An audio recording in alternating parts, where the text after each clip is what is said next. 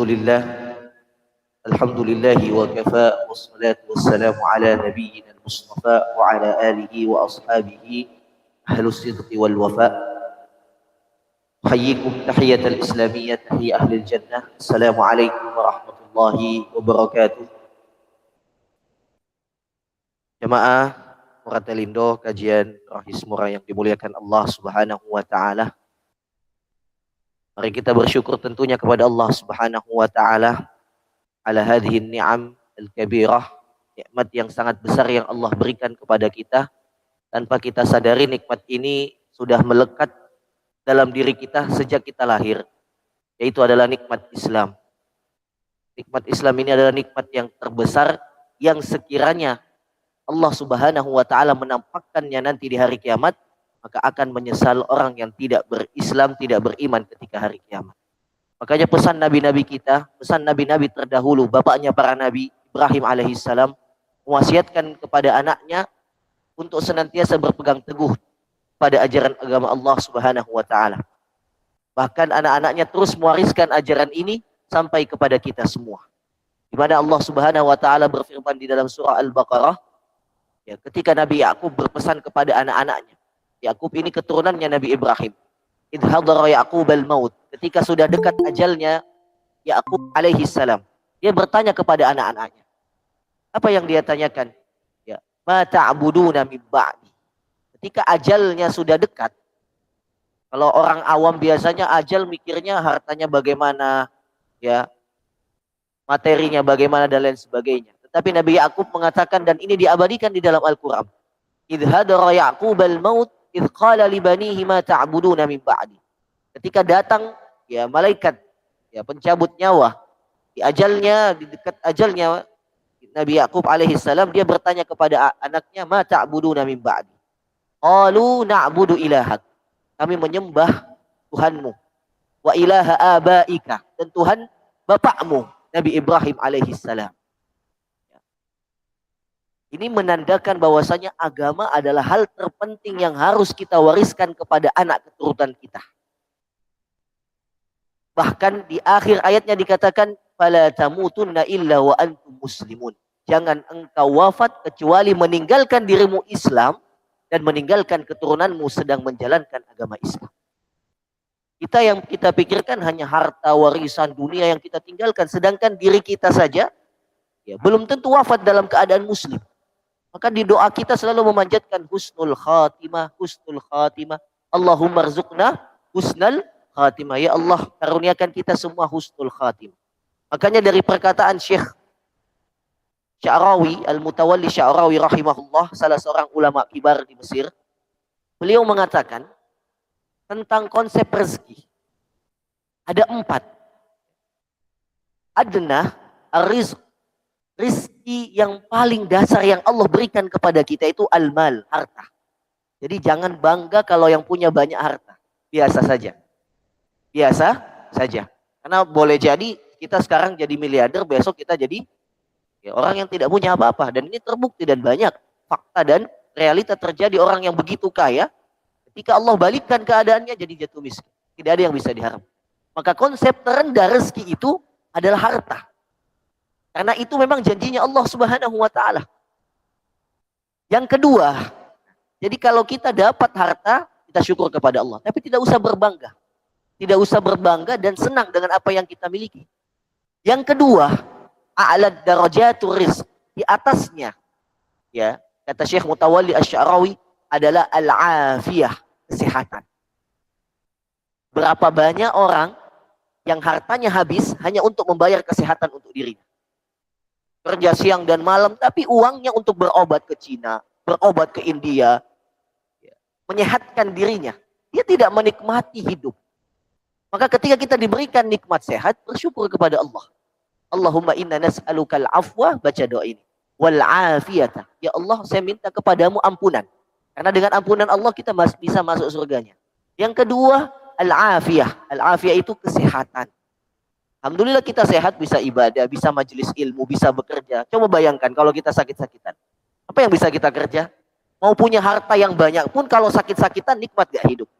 Kalau kita disuruh pilih, diberikan harta miliaran, Dan diberikan penyakit juga miliaran. Saya mangkat.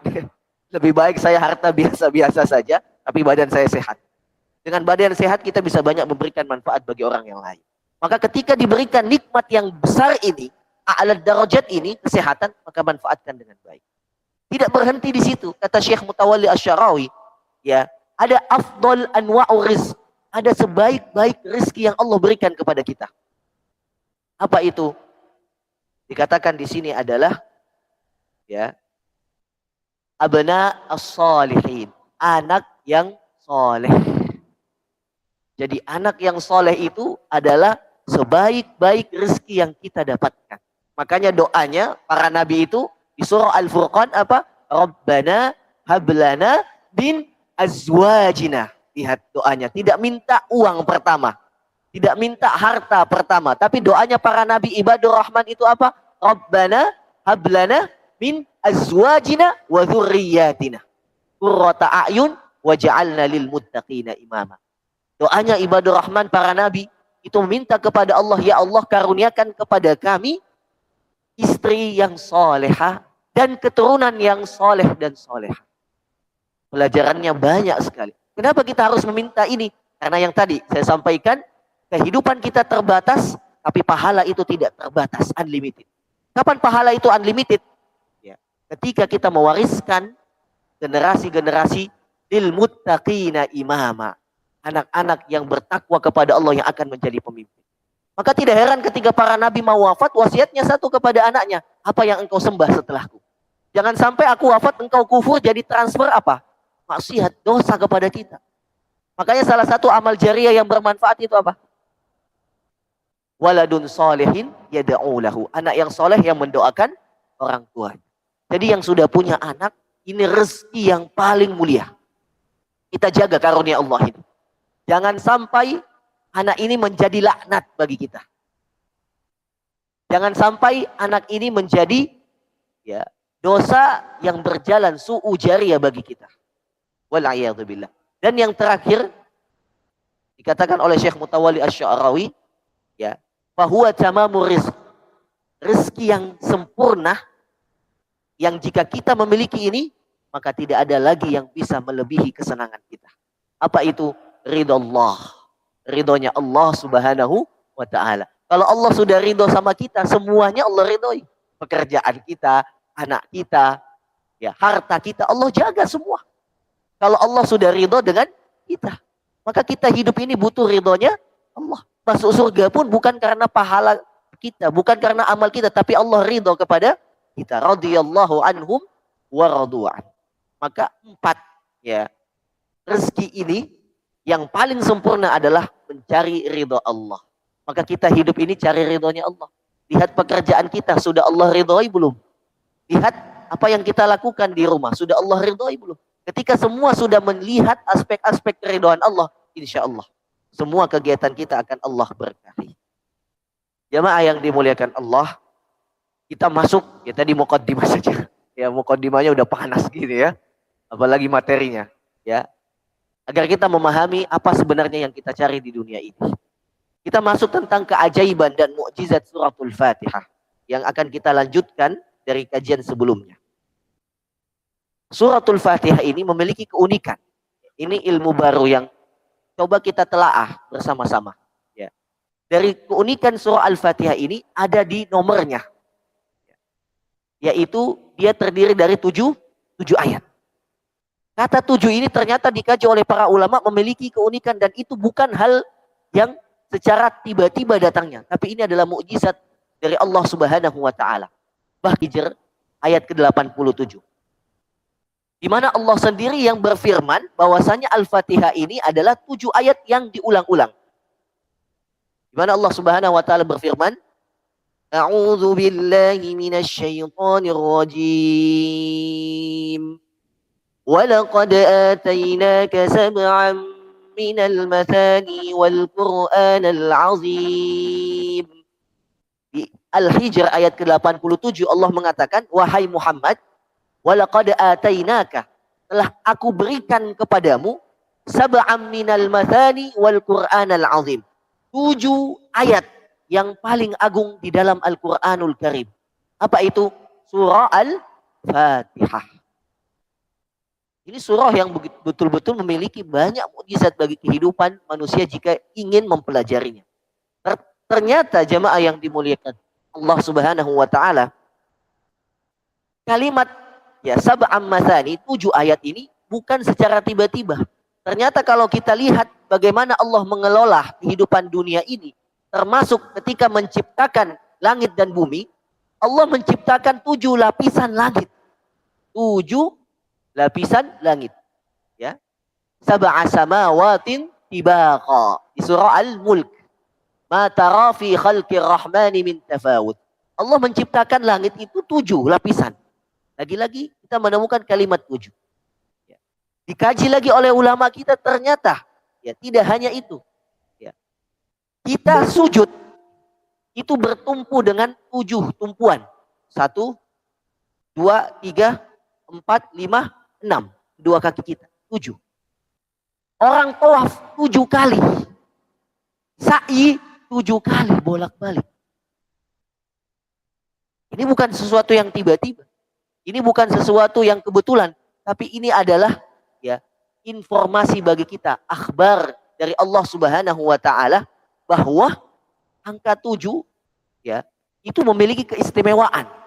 Tapi tidak sakral. Memiliki keistimewaan. Bahkan di dalam Al-Quran, neraka Jahannam saja punya 7 pintu. Laha sab'atu abwab. Likulli babim minhum juz'um maqsum. Sab'atu abwab, 7 pintu. Lagi kalimat 7. Kita dapatkan. Apa kata para ulama? Ini menandakan bahwasanya surah Al-Fatihah memiliki keutamaan dan kemuliaan bagi kehidupan manusia, bagi siapa saja yang mempelajarinya. Jadi Al-Fatihah ini bisa digunakan dalam hal apapun, dalam kondisi apapun bagi kehidupan kita. Karena memiliki makna yang sangat luar biasa. Bahkan melempar jumroh itu berapa kali? 7 kali. Kok semuanya 7? Inilah kita diminta oleh Allah Subhanahu wa ta'ala untuk merenungi setiap ayat-ayat dari Allah Subhanahu wa ta'ala. Afala yatadabbaruna al-Qur'ana am ala qulubin aqfaluha. Maka fungsi Al-Quran itu kalau kita baca tanpa memahami, ya, gak ada pengaruhnya. Bagi hati, tidak ada. Apalagi mau diamalkan, susah. Kalau Al-Quran hanya sebatas bacaan saja, kitab saja, yang tanpa kita diminta untuk memahaminya, maka niscaya tidak akan ada sebuah peradaban. Maka inilah keutamaan kenapa kita harus belajar Al-Quran dengan memiliki pemahaman yang ya, sempurna terkait apa yang dimaksud Allah Subhanahu wa ta'ala di setiap surahnya. Nah, suratul Fatihah ini, ya, kenapa dia dikatakan suratul Fatihah? Sudah kita bahas di pertemuan sebelumnya, bahwasanya suratul Fatihah ini dikatakan karena dia adalah surah pembuka. Ya. Kenapa disebutkan sebagai surah pembuka? Karena di dalamnya terdapat cerita, informasi dan gambaran terkait apa yang akan Allah sampaikan di dalam Al-Quranul Karim. Dan judul-judulnya, ya, judul-judul yang ada di dalam surah Al-Fatihah ini berbeda-beda kalau kita kaji. Ya. Ayat yang 1 dan yang kedua itu berbicara tentang petunjuk Allah. Ayat yang ketiga sampai kelima itu berbicara tentang sifat orang yang beriman. Ya. Dan itu dijelaskan Allah Subhanahu wa ta'ala di ayat-ayat berikutnya. Yang penjelasannya tidak boleh terhenti di situ. Inilah nikmatnya ketika kita membaca Al-Quran. Suratul Fatihah memiliki mukjizat yang lainnya yang dijelaskan ya di dalam banyak kitab-kitab hadis. Ya, bahkan Rasulullah ketika itu mengatakan kepada para sahabat, ya, maukah engkau aku ajari salah satu surah yang paling mulia di dalam Al-Quran? Kemudian para sahabat bertanya, apa itu ya Rasulullah? Ya, yaitu suratul Fatihah. Surah Al-Fatihah. Dan surah Al-Fatihah ini seperti yang sudah kita kaji, selain dia memiliki keagungan yang mulia, dia termasuk rukun dari rukun-rukun sholat, dia bisa menyembuhkan hati manusia ya secara psikisnya dan juga secara jasmaninya. Maka kalau ada yang sakit, ini rumus dan ini konsep hidup. Kita kalau sakit jangan buru-buru langsung ke dokter. Kalau sakitnya tidak parah ya. Jangan juga sakit udah kaki mau patah didiamin, enggak. Ya. Misalkan kita sakit demam, sakit apa yang kita masih bisa menahannya, lakukan apa yang pernah dicontohkan oleh para sahabat. Ketika itu, ya di antara para sahabat membacakan surah Al-Fatihah ke kaki seorang raja, ya. Dibacakan surah Al-Fatihah, kemudian setelah itu kakinya sembuh dan balik kepada Rasulullah. Rasulullah mengatakan, apa yang engkau lakukan itu adalah sebuah kebenaran. Ya. Bahkan Rasulullah bertanya, dari mana engkau tahu bahwasanya surah Al-Fatihah itu adalah penyembuh? Jadi Rasulullah membenarkan. Maka ketika kita memiliki sakit, ya, karena dia termasuk ruqyah lil asqam, bisa dijadikan alat ruqyah, bisa dijadikan sarana untuk kita ruqyah. Maka kata Rasulullah Shallallahu Alaihi Wasallam dalam hadis yang lain dalam kitab Riyadhus Shalihin, ketika kita sakit, Rasulullah Shallallahu Alaihi Wasallam pernah, ya, menaruh tangannya ketika Aisyah radhiyallahu anha sakit panas ke tempat yang dimana penyakit itu ada. Jadi ketika kita sakit panas, misalkan kita bacakan surah Al-Fatihah, ya. Atau kita sakit kaki, kita bacakan suratul Fatihah. Kita pegang kondisi-kondisi tempat di mana kita merasakan sakit. Maka itu insya Allah akan memberikan manfaat dengan keyakinan bahwa Allah yang menyembuhkan.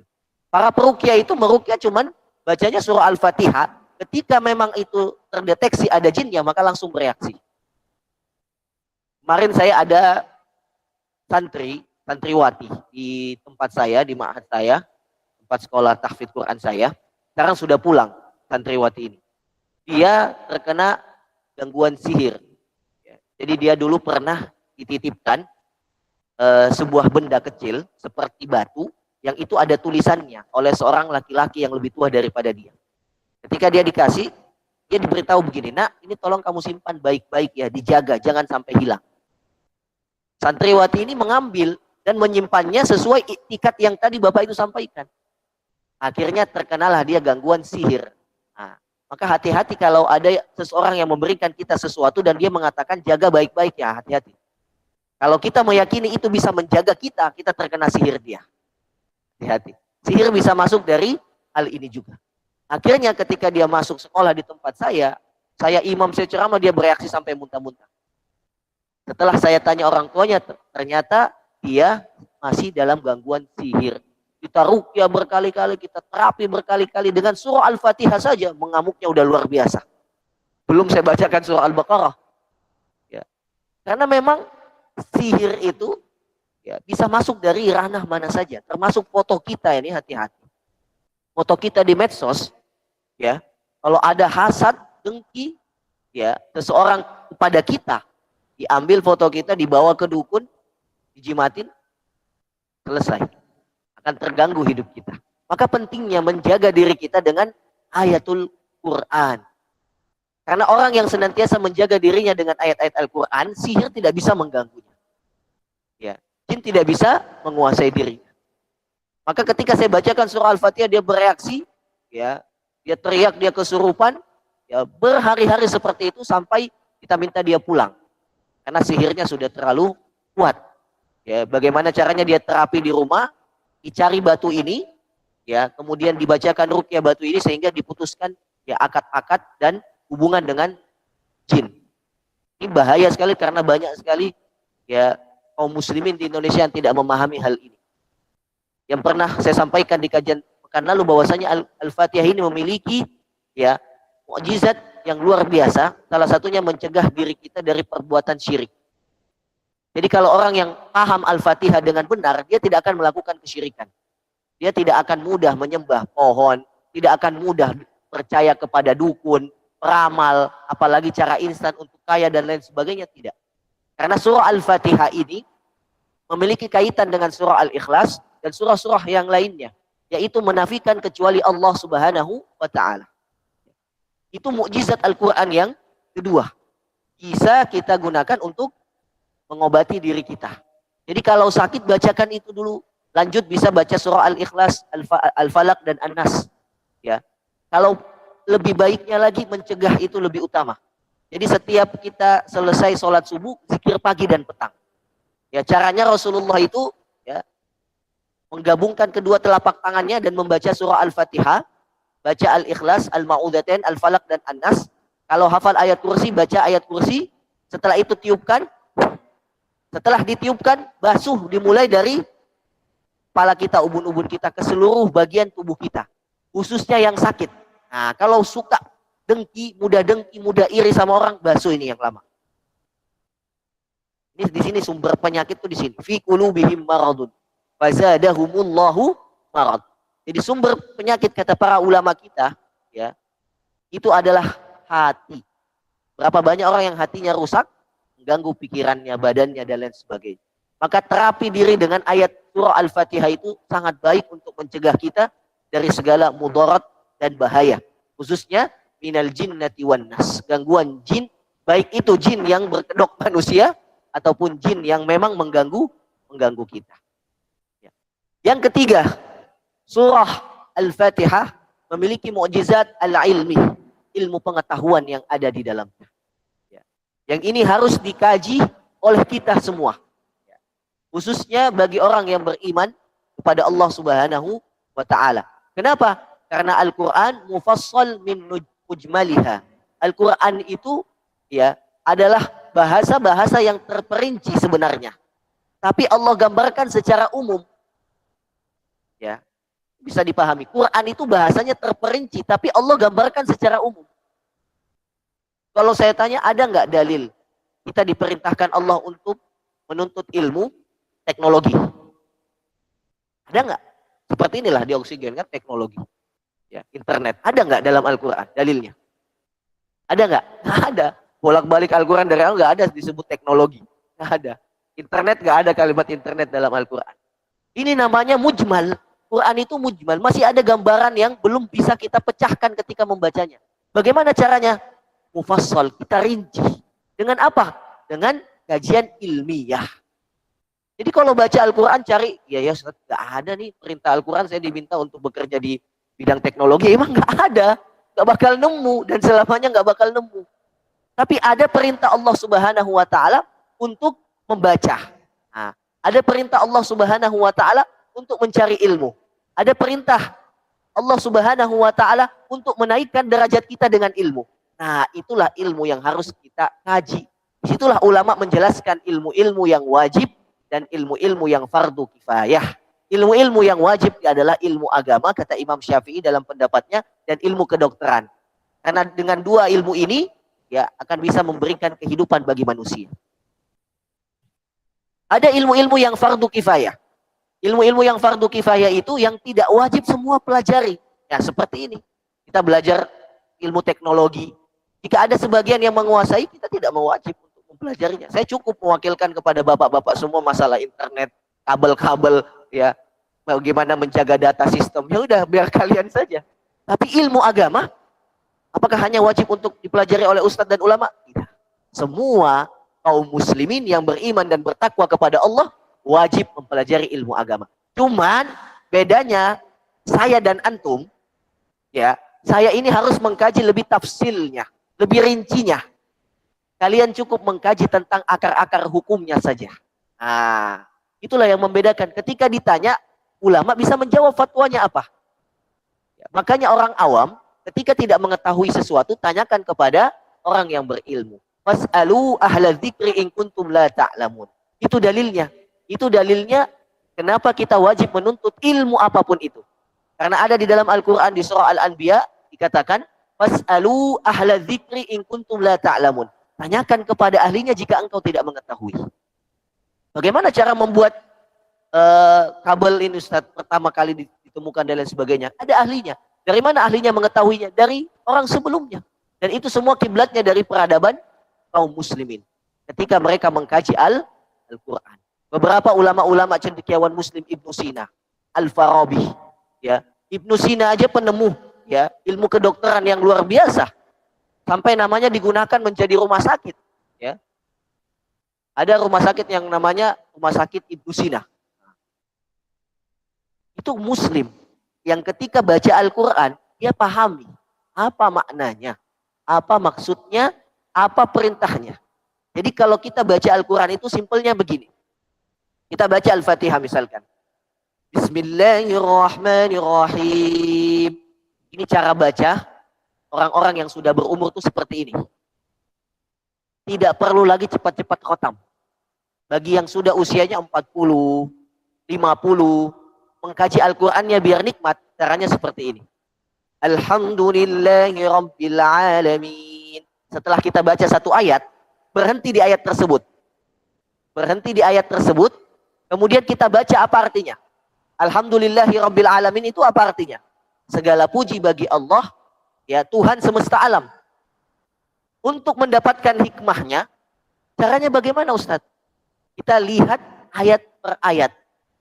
Kita baca ayat per ayat, kemudian kita kaji huruf per hurufnya. Alhamdu, apa yang dimaksud alhamdu itu? Oh, alhamdu itu pujian. Lillah itu kepada Allah. Rabbul Alamin, ya Tuhan semesta alam.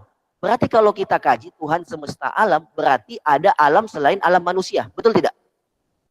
Betul tidak? Ada. Alamnya jin itu alam. Jin itu ada di sekitar kita, dia mempunyai alam juga. Bahkan ada alam yang lainnya di luar planet kita ini. Dan itulah, ya, ketika kita mengkaji Rabbul Alamin, maka peneliti ilmuwan akan mendapatkan banyak ilmu, termasuk tentang ilmu ya yang berkaitan tentang alam. Makanya waktu kita kecil tuh saya tahu planet itu bukan cuma satu, banyak. Mars, Pluto, dan lain. Itu alam bukan? Ada kehidupan bukan? Ada. Tapi manusia tidak mengetahui bagaimana kehidupannya. Jadi ketika kita mengkaji ayat demi ayat, kita akan sampai kepada satu titik. Oh, maha besar Allah atas segala ciptaannya. Luar biasa. Allah menciptakan langit dan bumi, memiliki gaya gravitasi yang sangat luar biasa. Itu tidak bisa dikaji kalau hanya baca biasa saja. Gak dapat kita penemuannya, gak dapat kita ilmiahnya. Nah inilah yang ditemukan oleh beberapa para peneliti, ilmuwan. Termasuk salah satu sahabat saya, guru saya juga, ya, Bapak Saiful Jamil, ya. Beliau menemukan, ya, mukjizat Al-Quran ketika dia membaca seperti ini. Dia bekerja di kelautan, 15 tahun di Brunei Darussalam. Nanti kalau di kesempatan yang akan datang, saya bawakan buku yang dia hasilkan dari hasil penelitiannya dari Al-Quran. Dia menulis buku tentang Al-Quran dan kelautan. Dan itu sudah diseminarkan di beberapa kampus-kampus besar di Indonesia. Dia cerita kepada saya, rumahnya di daerah Bintaro, ya, dekat sektor 2, ya. Dia cerita kepada saya, Ustadz, saya bisa menulis buku ini setelah saya membaca Al-Quran, mengkaji dan menemukan ternyata di dalam Al-Quran banyak ayat yang berkaitan tentang laut.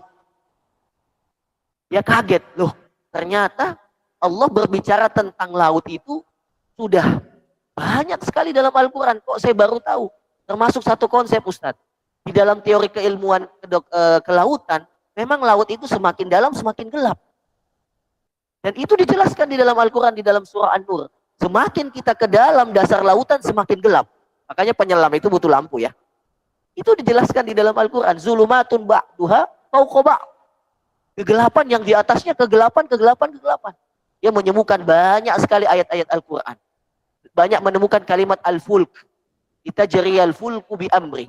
Yang kapal berjalan di atas lautan. Akhirnya atas landasan itulah dia menulis buku tentang Al-Quran dan kelautan. Termasuk ketika dia baca surah Ar-Rahman. Ada ayat marajal bahraini yaltaqiyan.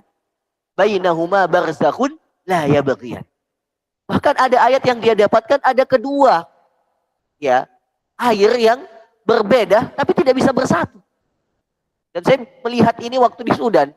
Di Sudan itu pertemuannya sungai dua Nil. Nil Abyad dan Nil Azraq. Air yang putih dan warna biru. Itu bertemu di Sudan dan mengalir ke Mesir. Dan itu nggak menyatu Bapak. Wallahi saya melihat langsung, kita naik di atas kapal melihat persatuan itu diminta untuk hafal Quran. Nggak ada. Nggak ada perintah kewajiban kita menjadi hafid Quran. Tidak ada. Yang ada di dalam Al-Quran itu perintah apa? Utslu ma uhiya ilaika minal kitab. Bacalah apa yang Allah Subhanahu wa taala telah berikan kepadamu berupa sebuah petunjuk. Apa itu? Al-Quran. Bapak saja ketika menemukan sebuah teori dari hasil bacaan di buku, itu nikmat sekali ketika kita terapkan.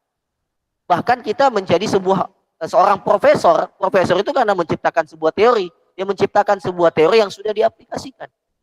Dan dia mendapat gelar profesor karena karyanya, karena analisanya. Lantas bagaimana ketika kita mendalami sebuah ilmu yang sangat luar biasa, yang dimaksud di sini adalah Al-Qur'anul Karim, yaitu suratul Fatihah. Baik, jemaah yang dimuliakan Allah, sampai di sini ada pertanyaan, silahkan.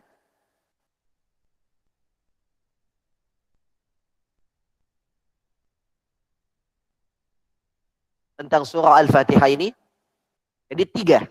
Ya. Di antara banyaknya mujizat dalam surah Al-Fatihah, yang pertama tadi, apa? Surah Al-Fatihah, mujizat yang pertama, udah pada lupa. Penyembuh. Kemudian surah Al-Fatihah apa lagi mujizatnya? Selain penyembuh, pencegah dari keburukan. Dan yang ketiga, Al-Fatihah mukjizatnya adalah mukjizat al-ilmi, ilmu pengetahuan. Itu Al-Fatihah secara umum. Bagaimana kalau kita baca seluruhnya dari Al-Qur'anul Karim? Maka tidak salah Allah mengatakan ini a'dhamu suwar, sebaik-baiknya dan seagung-agungnya suratul Fatihah. Bahkan kalau kita tidak bisa ngaji, Ustaz saya nggak bisa ngaji, cuma bisa baca surah Al-Fatihah seperti Imam Masjidil Haram. Cukup. Cukup bagi orang awam cukup. Karena baca surah Al-Fatihah ya, yang bacaannya benar dan bagus dan tidak ada salahnya, itu lebih utama. Kenapa? Karena dia dibaca setiap sholat. 7 ayat ini diulang-ulang. 7 ayat ini kita terus persembahkan kepada Allah. Masa kita tidak mau mengubah persembahan yang terbaik kita kepada Allah?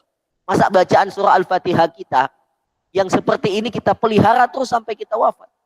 Tidak ada perubahan ketika kita berdoa kepada Allah. Surah Al-Fatihah itu doa yang pernah saya sampaikan. Doa. Di dalam hadis dikatakan, qasamtu ya baini wa baina abdi. Al-Fatihah itu dibagi 2. Ada untukku dan ada untuk hambaku. Ketika dia membaca alhamdulillahi rabbil alamin, hambaku memujiku, ya, dan itu untukku. Ar-Rahmanir Rahim, ya, hambaku mengagungkanku, memuliakanku, dan itu bagiku.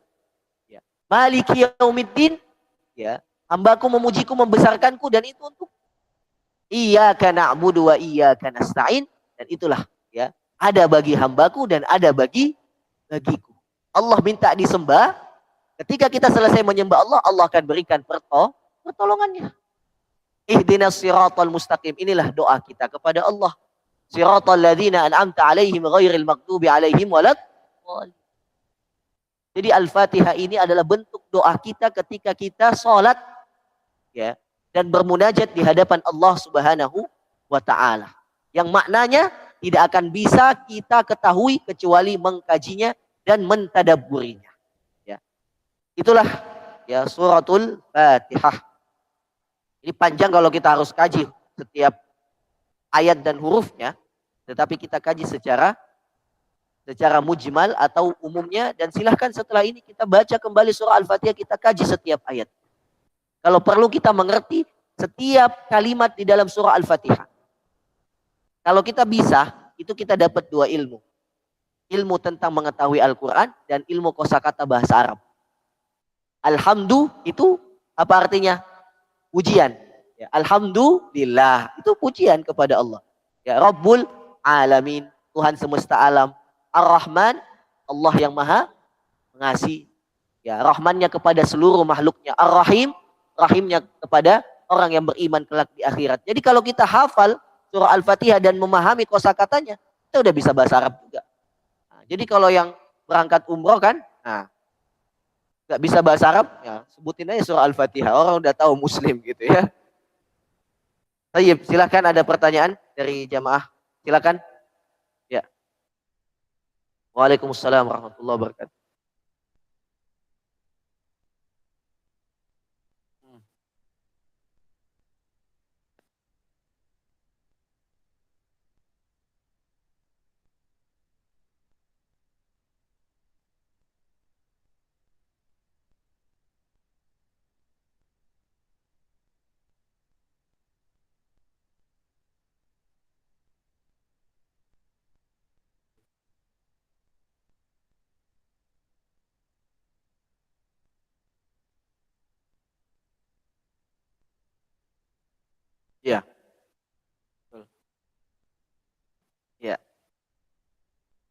Ya, baik, Masya Allah. Ya, ini juga kemarin sudah mungkin ada yang pernah bertanya dan ini memang permasalahan yang sering muncul ya terkait Al-Fatihah ini.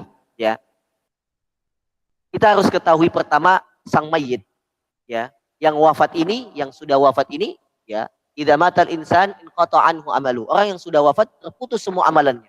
Apa yang dimaksud terputus amalannya, Ustadz? Dia tidak bisa lagi melakukan kebaikan seperti kita. Itu yang dimaksud. Jadi dia tidak bisa sholat lagi, tidak bisa zakat lagi. Orang udah wafat gimana? Itu yang dimaksud terputus amalannya. Illa min salas, kecuali ada 3 amalan yang menjadi amal jariahnya mereka yang akan terus berlanjut meskipun dia sudah wafat.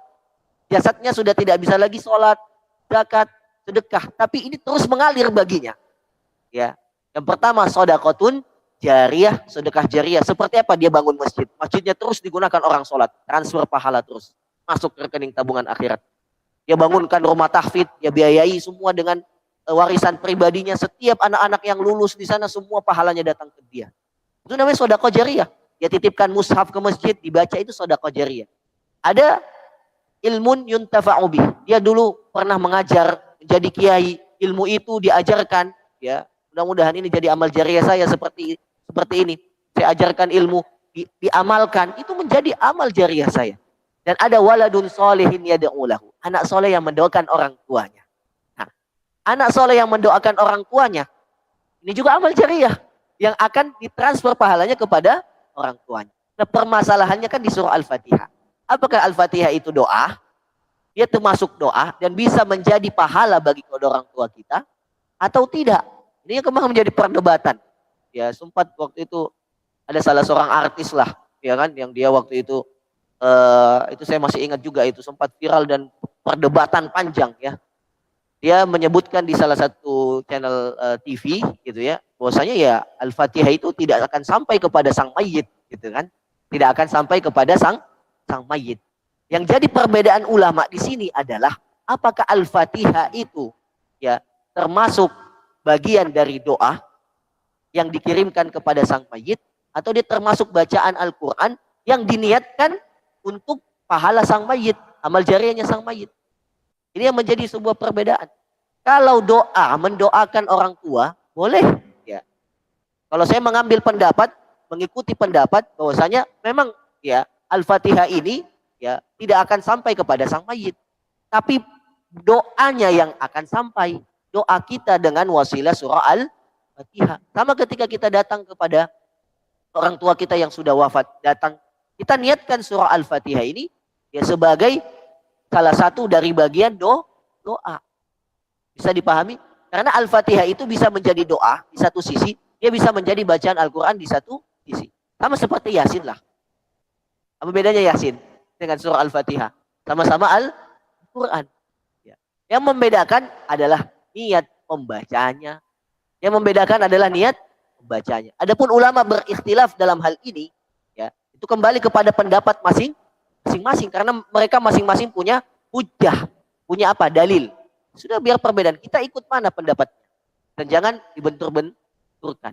Ya. Kalau saya ditanya, Ustadz boleh nggak kita bacakan Al-Fatihah kepada orang yang sudah wafat? Silakan bacakan, niatkan itu doa. Doa. Apa bedanya kita berdoa kepada Allah Subhanahu wa taala, ya Allah ampuni dosa orang tuaku, ampuni segala kekhilafannya selama dunia. Apa bedanya? Dengan membaca, menambahkan surah Al-Fatihah di dalamnya. Dengan niat mendoakan orang tua. Jadi hal-hal yang seperti ini ya bagi saya bukanlah hal urgent yang harus kita perdebatkan. Ya. Yang harus kita fokuskan saat ini adalah bagaimana pahala-pahala kita sebagai anak bisa terus mengalir sampai kepada orang tua. Ada yang nggak mau baca Al-Fatihah, ya sudah, tidak ada masalah. Doakan aja. Setiap hari doakan di sholat tahajud. Ya, doakan aja orang tua kita. Ya Allah, ringankan siksaannya, ringankan hisabnya. Ya, kita niatkan pahala-pahala kita. Misalkan orang tua kita belum haji, kita hajikan atas nama dia. Belum berkorban, kita korbankan juga atas nama dia. Ada puasa-puasa yang belum diqadha, kita selesaikan juga dengan atas nama kita. Banyak yang bisa kita lakukan untuk orang tua. Tapi doa yang dimaksud di sini juga bukan hanya terbatas ucapan, tapi juga amal soleh. Ya, amal soleh. Ya, jadi saya tidak bisa mengatakan yang ini benar Pak enggak, karena ini wajhul ikhtilaf. Ada perbedaan pendapat. Ya tentu ini ya. Kalau antum tanya orang NU, sampai ya kan? Sampai kalau tanya lagi beberapa ustadz yang lain, oh enggak sampai, enggak bisa, enggak ketemu sudah berantem udah terus. Ya. Ya. Masing-masing punya dalil, ya sudah. Kita hormati orang yang memiliki dalil selama dalil itu memang memiliki kekuatan landasan yang kuat yang bisa diuji. Ini yang bisa kita lakukan sebagai orang awam. Nah, tugas orang awam jangan pilih-pilih. Ketika kita datang, ini nasihat dari syekh saya, salah seorang mab'us Al-Azhar yang pernah saya tanya juga, ya dari Mesir, saya tanya, Syekh, kalau orang awam bertanya kepada orang ahlul ilmi, orang yang berilmu, ya, apa yang harus dia lakukan? Dia melaksanakan apa yang ia tanyakan. Tanpa cari tahu lagi dalil-dalil yang lain. Karena dia orang awam. Jadi orang awam tuh nggak bisa ikut sana, nggak bisa. Dia nggak punya ilmu. Jadi ketika kita tanya kepada ustadz dan ustadz mengatakan, dan ini adalah sebuah perbedaan, dan ustadz mengatakan, ya kalau kamu kerjakan ini, ya udah ikut. Selama itu punya landasan dalil. Seperti contoh yang tadi, masalah tadi. Kemudian masalah ya wajul ikhtilaf yang lainnya yang banyak terjadi, masalah misalkan kunut, khususnya kunut subuh gitu loh. Ya. Kunut subuh, ya. Kan Rasulullah itu tidak di hadis yang lain tidak pernah ya merutinkan kunut subuh, ya kan? Tapi kelompok yang lain dia memiliki dalil yang lain. Ada Rasulullah pernah merutinkan kunut subuh. Adalah ya sudah. Hal-hal yang seperti ini tidak usah kita perdebatkan, khususnya orang awam. Apalagi sekarang kan ceramah-ceramah itu beredar di mana-mana. Bisa saya dengar ini boleh, ini nggak boleh, ini nggak boleh. Ikuti ketika kamu bertanya, apa yang kamu dengarkan, kerjakan. Setelah kita mengetahui ustadz ini memang memiliki kredibilitas. Bisa dipercaya, bukan ustadz abal-abal ya. Dia memang mufti, dia memang mempunyai keilmuan, ya kerjakan. Kalau salah, dosanya ke siapa? Kita nggak nanggung. Yang menanggung dia. Bahaya jadi ustadz tuh begitu. Apa yang kita sampaikan salah, kita yang tanggung dosanya. Ya, kita yang tanggung dosanya. Kalian enggak. Ya, sampai kalian mengetahui sebuah hakikatnya. Ya. Wallahu a'lam bishawab.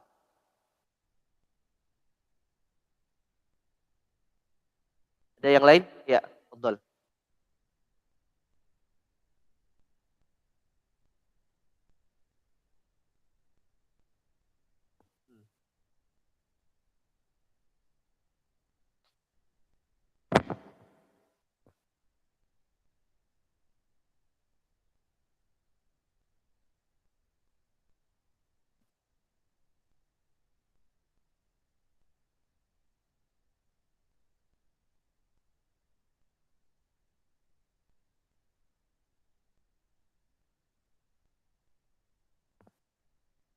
Ya.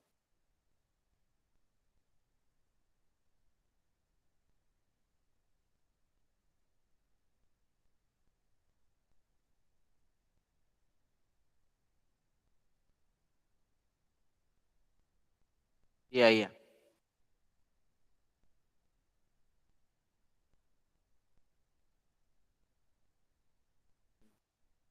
Iya, baik. Ya ini perlu antum sampaikan juga kepada keluarga. Jadi perintah Allah Subhanahu wa taala secara spesifik dan jelas meminta kita itu untuk membaca Al-Qur'an. Bahkan ayat pertama itu Iqra bismi rabbikal ladzi khalaq. Bukan kalimat ihfad, hafal, enggak, baca. Baca. Kalimat baca ini ya itu secara umum luas, tetapi termasuk yang di dalamnya adalah Al-Qur'an. Jadi kalau kita baca Al-Quran dari awal sampai akhir, memang tidak ditemukan kalimat memerintahkan kita menghafal. Tidak ada. Yang ada namanya tilawah. Innalladzina yatluna kitaballah. Sesungguhnya orang-orang yang membaca firman Allah.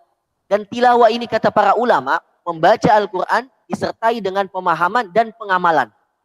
Jadi niat kita tuh baca Quran, itu memang niatnya buat ngamalin.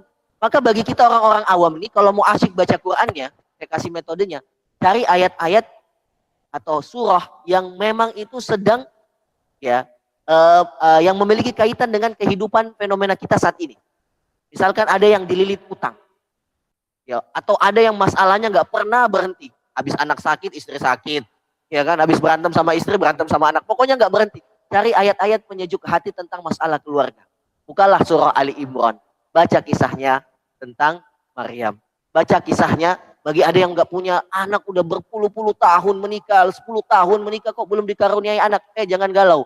Buka surah Maryam, tenangkan hatimu dengan itu. Ya, kisahnya Nabi Zakaria. Itulah kenapa Al-Quran diturunkan untuk menjadi penyejuk hati kalau kita baca, memahami. Apalagi nikmat-nikmatnya itu punya masalah, baca Al-Quran ada korelasinya. Mantap. Kayak langsung kita tuh dikasih siraman rohani sama Allah. Tenang aja. Ya, tenang aja. Ada yang punya masalah nggak ketemu jalan keluarnya, baca surah At-Taubah. Baca kisahnya bagaimana Nabi Muhammad SAW dan sahabat yang mulia Abu Bakar As-Siddiq radhiyallahu anhu ketika di dalam Jabal Sur dikepung oleh kaum kafir Quraisy ingin membunuhnya. Abu Bakar dalam kondisi galau ketika melihat kaki-kakinya orang kafir Quraisy itu berada di depan goa. Tidak ada jalan keluar, bagaimana? Baca kisah ini. La tahzan, jangan sedih. Innallaha ma'ana. Jadi nikmat baca Al-Quran itu ketika mengkorelasikan. Jadi sebenarnya tujuannya tuh itu Quran. Allah minta kita tuh baca, amalkan. Nah, kenapa fenomena tahfidz ini ada? Karena memang ini bagian dari literasi keilmuan kita. Menjaga ilmu itu agar tidak hilang. Maka dulu Al-Quran itu para sahabat lomba-lomba membaca dan menghafal. Kenapa? Karena Al-Quran belum ada teksnya.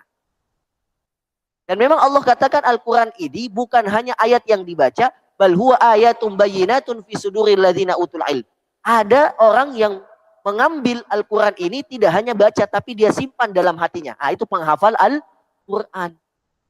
Itu penghafal Al-Quran. Ada perintah menghafal, tapi bukan secara tekstualnya hafalkan Quran. Tidak. Allah katakan, huwa ayatum bayyinat. Dia ayat yang jelas. Hukumnya jelas. Mana baik, mana buruk, mana benar, mana salah. Gitu ya. Quran itu begitu. Ya. Jelas semua. Yang benar ya benar, yang salah ya salah.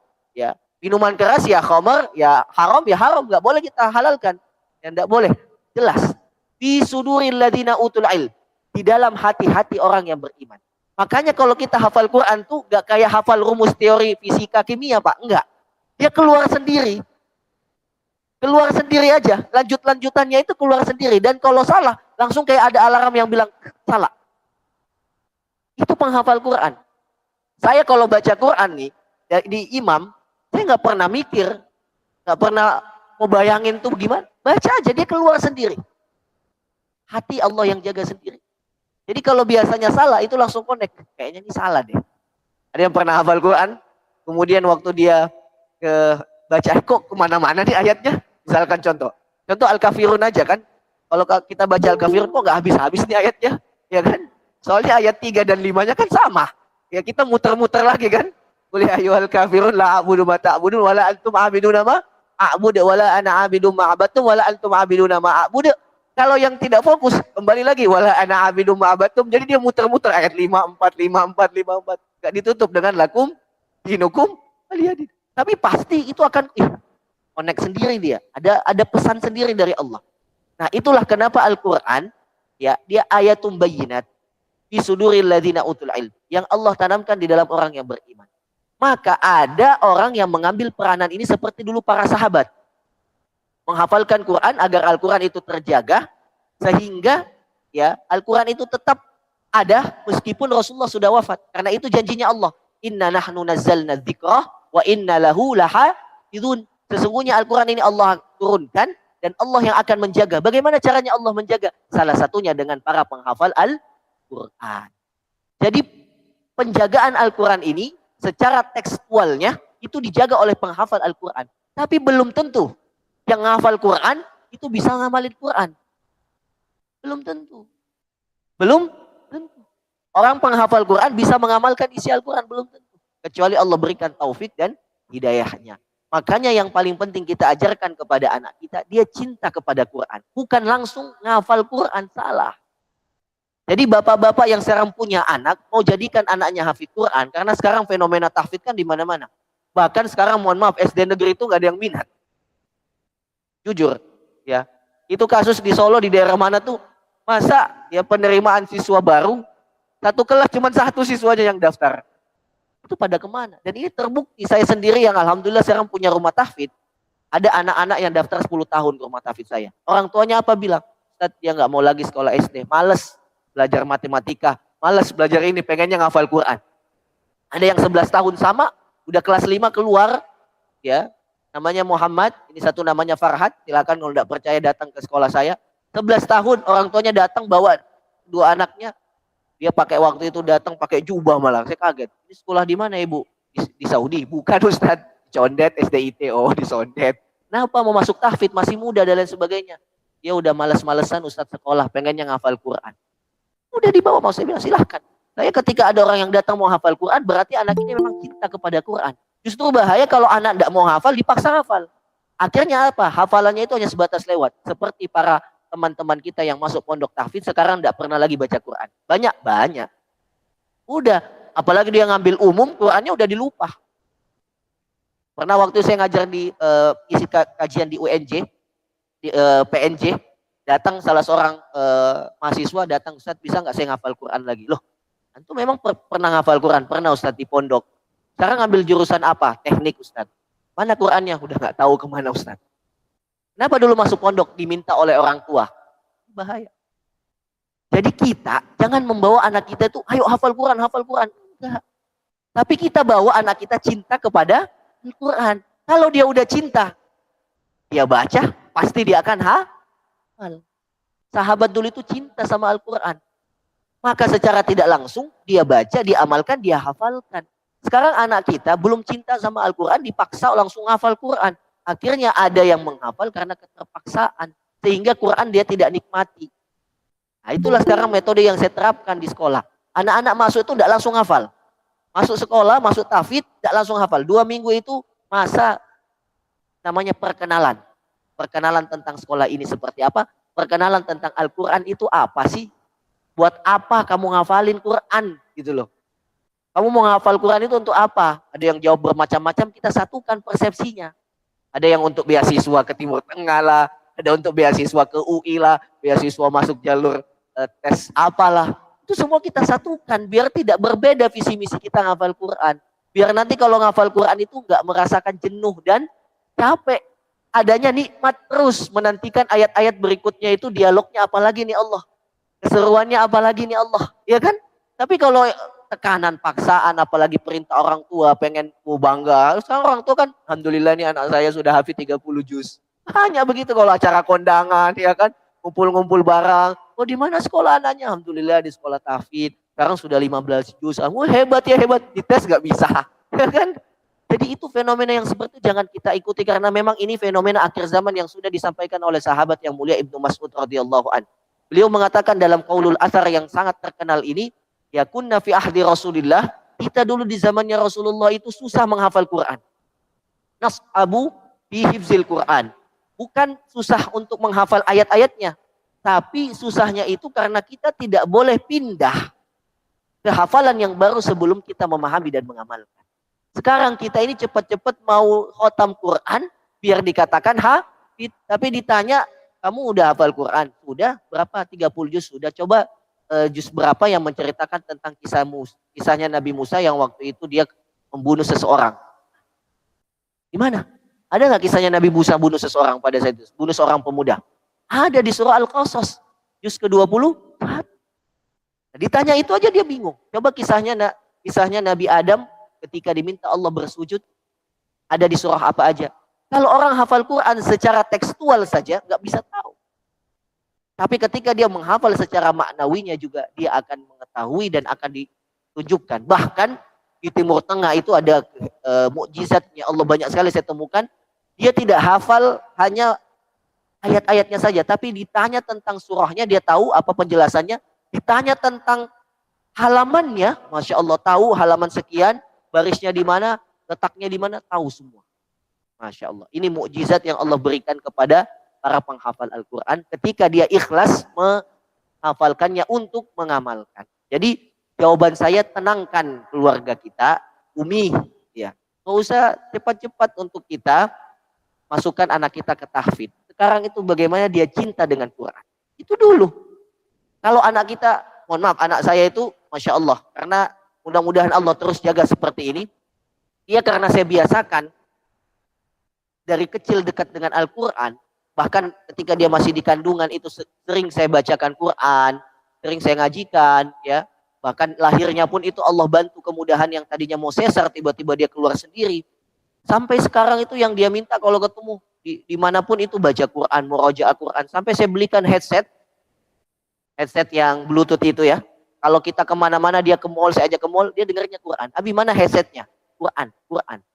Bahkan mohon maaf saking ininya ya, dia nggak taunya musik gitu kan. Ini apa Abi? Oh, ini ada kayak suara-suara ini gini-gini. Bukannya musik nggak boleh, bukannya mendengar musik itu melalaikan dan sebagainya.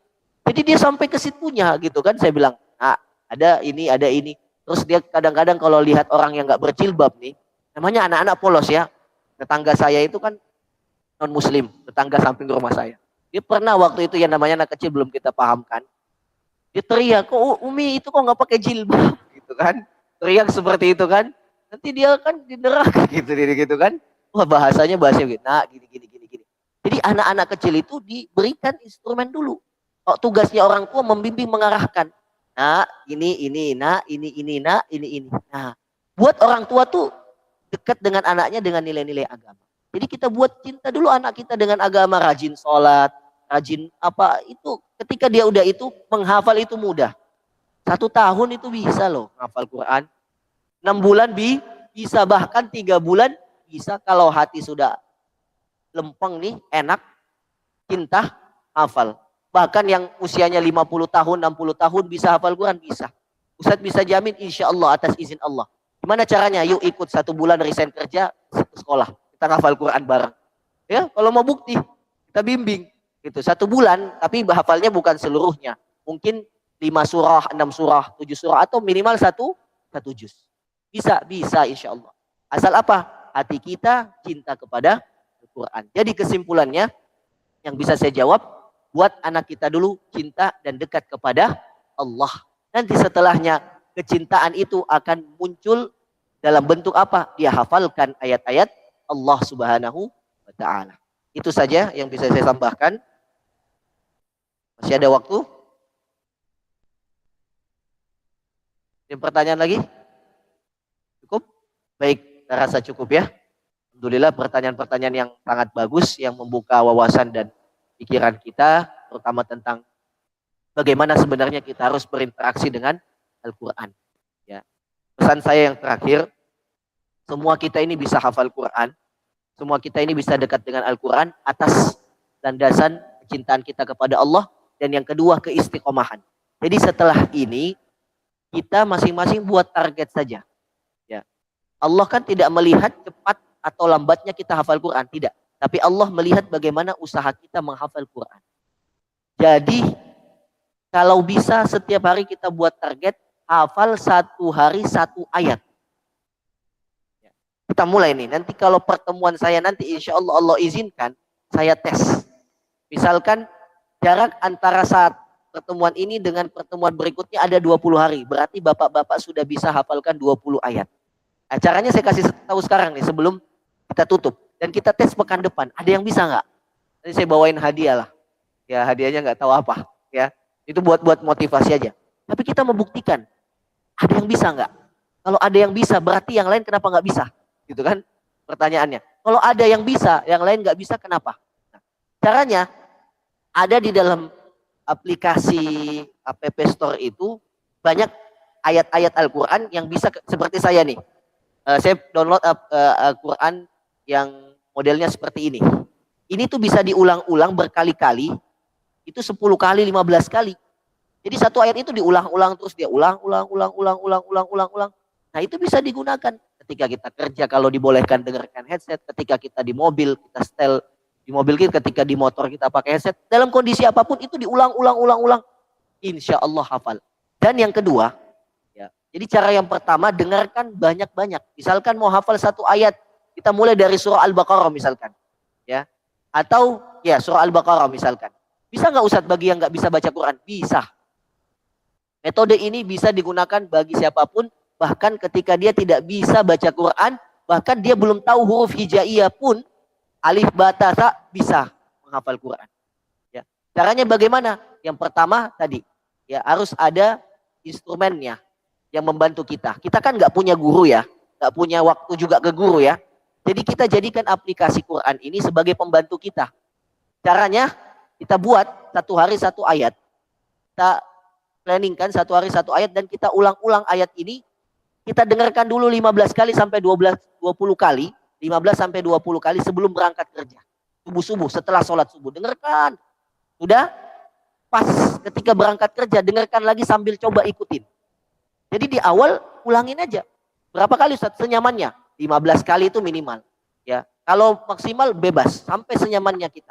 Nanti ketika mau berangkat kerja, kita dengarkan terus sambil coba kita ikut-ikutin.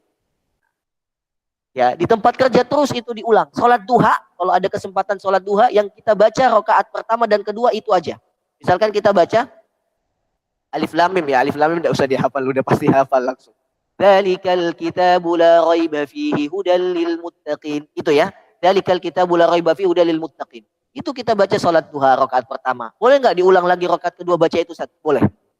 Sholat wajib zuhur ketika imam tidak mengeraskan suara, apa yang kita baca itu diulang-ulang boleh nggak Ustaz? Boleh. Dzalikal kitabu la raiba fihi hudal lil muttaqin. Sampai imam ruku, kita ikut ruku. Sholat sunnah ba'diyah baca itu lagi. Sholat asar baca itu lagi.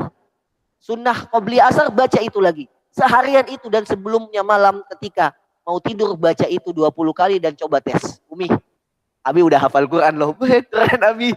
Coba dengerin nih Umi. Dzalikal kitabul la raiba fihi hudal lil muttaqin. Sudah Abi, sudah. Oh, cepat banget ya. Tunggu besok lagi saya hafalin. Gitu. Sampai 20 hari insya Allah kita hafal 20 ayat. Nanti saya mau coba tes. Kita niatkan sama-sama. Bismillah. Kisah. Ya. Kita mulai dari surah Al-Baqarah bagi yang belum hafal. Yang sudah hafal, terapkan di mana ayat yang belum dihafalkan. Coba. Insya Allah hafal kita Quran. Bayangkan kalau kita rutinkan tiap hari. Ya. Kalau satu hari saja, itu satu ayat. Jadi kalau 365 hari itu setara dengan 365 ayat sudah selesai kita hafalkan surah Al-Baqarah semuanya. Karena surah Al-Baqarah itu cuma 286 ayat. Jadi 1 tahun kita bisa hafal 2 juz lebih. Bayangkan. Itu 1 tahun dan kita dalam keadaan bekerja. Bukan kita mondok. Luar biasa. Istiqomah. Nanti setorannya gimana Ustaz? Bisa sama saya setiap saya datang selesai kajian nih. Ada yang mau setoran, saya luangkan waktu lagi duduk. Silahkan setoran. Saya perbaiki bacaan. Karena memang agama itu, masuk surga itu, ya butuh kesungguhan. Butuh keseriusan. Katanya kita mengharapkan surganya Allah, tapi kalau tanpa keseriusan, itu niscaya sangat mustahil. Itu saja, mari kita tutup bersama dengan doa kepada Allah Subhanahu wa taala. Sallallahu ayyaj'al hadza jam'ana jam'an marhuman wa tafarruqana min ba'dihi tafarruqan ma'suman wa la taj'al fina wa min bainina syaqiyan wa la mahruman. Allahumma ja'alna min ahli al-Qur'ani alladhina hum ahluka wa khassatuka ya dzal jalali wal ikram. Allahumma ja'alil Qur'ana rabi'a qulubina wa nura sudurina wa jalaa ahzanina wa dhahaba humumina wa ghumumina wa sa'iqana wa dalilana ilaik wa ila jannatika jannatin na'im. Allahumma arzuqna tilawatahu ana al-laili wa atrafan nahari ya dzal jalali wal ikram. La ilaha illa anta subhanaka inni kuntu minadh dhalimin. Ya Allah ya Tuhan kami, jadikanlah majelis ilmu ini ya Allah majelis yang Engkau berkahi, majelis yang Engkau rahmati ya Allah. Janganlah satu orang pun di antara kami ya Allah yang meninggalkan majelis ilmu ini kecuali Engkau telah ampuni dosanya ya Allah. Engkau angkat derajat kami ya Allah dan Engkau berkahi ilmu kami ya Allah. Ya Allah ya Tuhan kami, pertemukanlah kami dengan hamba-hambamu yang soleh dan solehin ya Allah. Pertemukanlah kami dengan hamba-hambamu yang senang dengan Al-Quran ya Allah, yang cinta dengan Al-Quran ya Allah, yang senang dengan ketaatan dan amal soleh ya Allah. Jadikanlah kami hamba-hambamu yang istiqamah dalam melakukan amal soleh ya Allah. Dan jauhkanlah kami ya Allah dari segala perkara keburukan ya Allah, segala sesuatu yang Engkau tidak ridha ya Allah. Mudahkanlah kami menuju surgamu ya Allah ya Rabbal Alamin. Ihdinas siratal mustaqim siratal ladzina an'amta alaihim ghairil maghdubi alaihim waladdallin. Da'wahum fiha subhanakallahumma wa tahiyyatuhum fiha salam wa akhiru da'wahum alhamdulillahi rabbil alamin. Subhanakallahumma bihamdika asyhadu an la ilaha illa anta astaghfiruka wa natubu ilaik. Wassalamualaikum warahmatullahi taala wabarakatuh.